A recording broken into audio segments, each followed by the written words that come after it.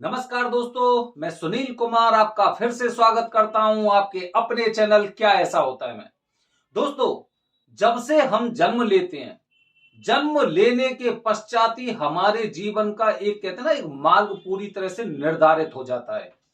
बहुत सी चीजें हमारे घर परिवार, हमारी सोसाइटी के ऊपर निर्भर करती हैं और बहुत सी चीजें हमारे खुद के ऊपर निर्भर करती हैं, बल्कि उससे भी ज्यादा चीजें होती हैं। वो ज्यादा चीजें हमारी कुंडली के अनुसार, कुंडली के अनुसार जो ग्रह होते हैं हमारे पक्ष में और विपक्ष में, वो उसका रास्ता तय कर देते हैं।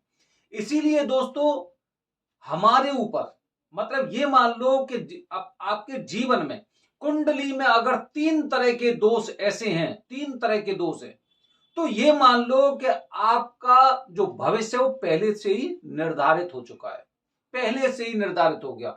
अब उस रास्ते को बदलने के लिए या फिर अलग रास्ता, एक अच्छा रास्ता बनाने के लिए हमें बहुत ज्यादा एकदम संजीदा रहना पड़ता है। और हमें ही नहीं, हमारे घर परिवार वालों को, क्योंकि जब अपने घर परिवार वाले थोड़ा सा एक कहते हैं ना एक आधुनिक सोच के अनुसार या फिर सनातन सोच के अनुसार, मतलब एक भविष्य की सोचते हैं, ठीक है, तो उसके बाद ये होता है कि अपने बच्चे का, जो उनका बच्चा होता है ना, उसका जीवन एक अच्छे रास्ते पर जाता है। मैं बताने जा रहा हूं तीन दोष के बारे में दोस्तों। पहला दोष होता है पितृदोष। पितृदोष का मतलब आप बहुत अच्छी तरह से जानते हैं कि पितरों का ऋण। कौन से पितर? वो वाले पितर जिनको मोक्ष प्राप्त नहीं हुआ है, जिनको मोक्ष प्राप्त नहीं हुआ है, वो प्रेत योनि में भटके हुए हैं। हम जब भी श्राद्ध पक्ष में श्राद्ध करते हैं, पितृपक्ष में जो श्राद्ध करते हैं, वो श्राद्ध किनके लिए होता है? जो पितर हैं हमारे, लेकिन जो पितर लोक में पहुंचे ही नहीं है, जो प्रेत योनि में विचरण करने लग रहे हैं क्योंकि उनको मुक्ति नहीं मिली है, तो उनको मुक्ति दिलाने के लिए हमें पितृदोष की पूजा करानी चाहिए। तो जिन लोगों पे जो लोग पितृदोष की पूजा नहीं करा पाए, इस दोष का कुंडली से कोई लेना देना नहीं है। यही कह रहा हूं कि आपके घर परिवार वाले, आपके माता पिता, आपके दादा दादी जी को पता होना चाहिए कि पितृदोष की पूजा हर इंसान को करानी चाहिए। और अगर उन्हें पता होगी तो वो अपने बच्चों का, अपने नाती का, अपने पंथियों के पितृदोष की पूजा अवश्य कराएंगे, जिससे कि एक दोष उनके जीवन में से हमेशा के लिए खत्म हो गया। ठीक है, एक दोष। दूसरे दोष की बात कर रहा हूं दोस्तों। अगर आपको पता चलता है कि आपके बच्चे की कुंडली में काल सर्प दोष है, अगर काल सर्प दोष है दोस्तों, तो इसका मतलब यह हुआ कि उसे आने वाले जीवन में किस तरह की समस्याओं का सामना करना पड़ सकता है। किस तरह की? आप देखिए, आप गूगल पे भी देखेंगी तो उस पे गूगल पे आप देखेंगे या फिर आप शास्त्रों के माध्यम से जानेंगे तो आप समझेंगे काल सर्प दोष के लक्षण कैसे होते हैं। कहते हैं ना, जिंदगी को नरक बना देते हैं, जिंदगी को नरक हम उससे ज्यादा सोच ही नहीं सकते। ऐसी स्थिति हो जाती है जिस व्यक्ति पर काल सर्प दोष होता है। अब जिनके घर परिवार वालों को पहले से जानकारी है, क्योंकि उन्होंने कुंडली दिखाई है और कुंडली के माध्यम से उन्हें पता चला कि उनके बच्चे की कुंडली में या नाती की कुंडली में काल सर्प दोष है, और अगर वो समय से ही उसका इलाज करा देते तो इसका मतलब ये हुआ जिस रास्ते पे उनका बच्चा जाने वाला था, ग्रहों की वजह से जिस रास्ते पे जाने वाला था, वो उस रास्ते पे ना जाके अलग रास्ते पे गया। अलग रास्ता, जो अच्छा रास्ता, और आगे उससे अच्छे परिणाम मिलेंगे। ठीक है, दो दोष हो गए। तीसरा दोष दोस्तों, तीसरा दोष होता है मांगलिक दोष। जिस इंसान की कुंडली में मांगलिक दोष होता है, ये मान लो कि ये दोष भी एक तरह से पितृदोष और कालसर्प दोष का ही एक कहते हैं कि एक उसका असर है, उसे बोल सकते हैं। क्योंकि सबसे बड़ी अड़चन इसमें आती है शादी और विवाह में। शादी और विवाह की समस्या इसमें सबसे ज्यादा आती है। ऐसे ही अगर पितृदोष की बात करें तो उसमें भी वंश वृद्धि नहीं हो पाती। वंश वृद्धि का एक कारण भी क्या होता है कि शादी ना होना। काल सर्प दोष में भी शादी में बाधा, मतलब बात वही हो गई।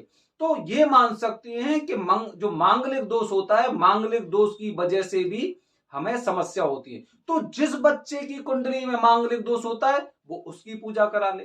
ठीक है, अच्छा, इसके साथ दोस्तों कुछ चीजें और है। चलो ठीक है, हमने हर प्रकार के दोष की पूजा कराई, हमने हर प्रकार की दोष की पूजा कराई, लेकिन कहां कराई, ये भी बहुत महत्वपूर्ण बात होती है कि कहां कराई, कौन से मुहूर्त में कराई, बिना मुहूर्त के कराई, किससे कराई, ये भी महत्वपूर्ण होता है। भाई मुझे पता है कि मैंने पितृदोष की पूजा करा दी, लेकिन हो सकता है कि उस दिन मुहूर्त नहीं है, हो सकता है मैंने ऐसी जगह करा दी जो स्थान पितृदोष की पूजा के लिए उपयुक्त नहीं है, और तीसरी बात हो सकता है उन्होंने पूजा करा दी कि जिनको पूजा करने का अधिकार ही नहीं है।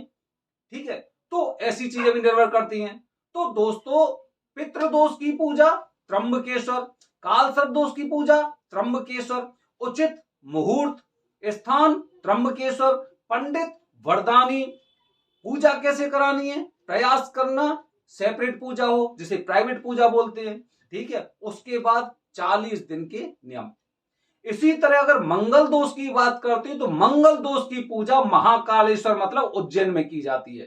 ठीक है, उज्जैन में किसी भी चीज का कोई भी मुहूर्त नहीं होता है, किसी भी चीज का कोई मुहूर्त नहीं होता है। मैंने नहीं सुना है कि वहां पर किसी भी तरह का पूजा का कोई मुहूर्त होता है। जब भी आप जाइए आप वहां पर पूजा करा सकते हैं, या फिर आप अपने जो आपके खुद के पुरोहित हैं जहां पे आप रहते हैं वो आपको थोड़ा सा गाइडेंस करेंगे, तो उसके अनुसार आप वहां पे पूजा करा सकते हैं उज्जैन में। ठीक है, तो ये 3 तरह के दोष होते हैं। अब ये 3 तरह के दोष ही इंसान के जीवन को ना ये कह दो बद से बदतर बना देते हैं। आप उन लोगों को देखिए जिनकी उम्र 35 साल से ज्यादा है, उन्हें अब पता चला है, उनके पिताजी को पता ही नहीं था। कल मेरे पास एक फोन आया, उनकी उम्र 50 साल थी, अब वो कह रहे इससे पहले हमें पता ही नहीं था कि मेरी कुंडली में कालसर्प दोष है। स्थिति क्या है, स्थिति ये स्थिति है कि वो आज इस तरह से पूरी तरह से विचलित है, इस तरह से विचलित हैं कि आगे उन्हें कोई मार्ग दिखाई नहीं दे रहा है। क्यों दिखाई नहीं दे रहा है, वो इसीलिए दिखाई नहीं दे रहा है क्योंकि जो चीज है ना, जो दोष है, अगर एक बीमारी आपके शरीर में अगर भरी रहेगी, उसका निवारण नहीं होगा, इसका इलाज नहीं होगा, तो धीरे धीरे करके वो नासूर बनता है। हम अच्छी तरह से जानते हैं। अगर हमारे चोट लग जाती है और चोट लगने के बाद अगर हम इसका इलाज नहीं करते तो ये घाव धीरे धीरे करके फैलता रहता है। ठीक है, इसी तरह 12 साल तक की उम्र तक किसी भी तरह का किसी भी ग्रह का प्रभाव बच्चों पर नहीं पड़ता है, लेकिन 12 साल के पश्चात वो प्रभाव धीरे धीरे करके बढ़ जाता है और 35 साल की उम्र में वो एकदम ऐसा हो जाता है कि उसका निवारण करना ना ये मान लो बहुत मुश्किल हो जाता है। आप प्लान बना लेंगे कि चलो ठीक है इस बार मुझे पूजा करानी है, उसके बाद नहीं जा पा रहे। आप प्लान बना लोगे कि चलो मुझे पूजा करानी है, कैसे भी करानी है, तो आपके पास पैसे नहीं है, आप उधार पैसे लेते हो तो वो पैसा कहीं और लग जाता है, और फाइनली जब आप पहुंच जाते हैं तो हो सकता है वहां पर कोई आपको भ्रमित कर देता है, किसी भी तरह से भ्रमित कर देता है, यहां पे पूजा मत कराओ, वहां पे पूजा मत कराओ, इनसे पूजा मत कराओ, मैं सस्ती पूजा कर दूंगा, आपको 40 दिन के नियमों की जरूरत नहीं है, वो पंडित जी तो बहुत खराब है, वो पंडित जी बहुत अच्छे हैं।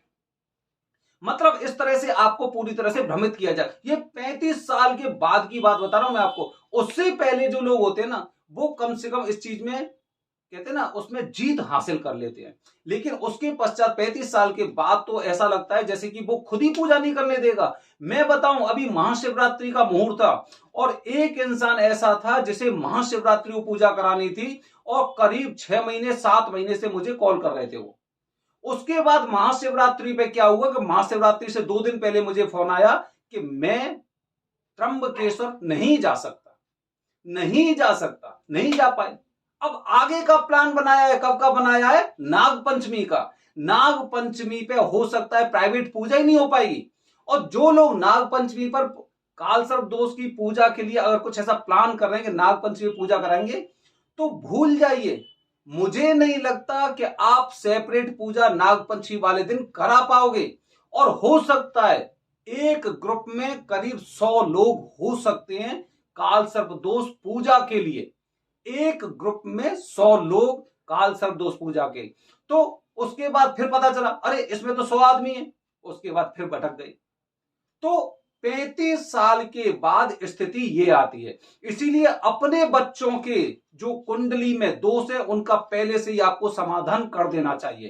कहते हैं ना 12 साल तक की उम्र तक अगर किसी प्रकार का कोई दोष नहीं लगता है तो उससे पहले अगर उसका इलाज करा देना वो बेहतरीन होता है, क्योंकि उसकी कुंडली पर वो अपनी निगाह जमा ही नहीं पाएगा, जमा से पहले ही आपने उसका निवारण कर दिया।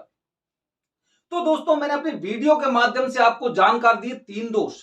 ये 3 दोष ऐसे होते हैं जो हर आदमी की जिंदगी को ना बद से बदतर बना देते हैं।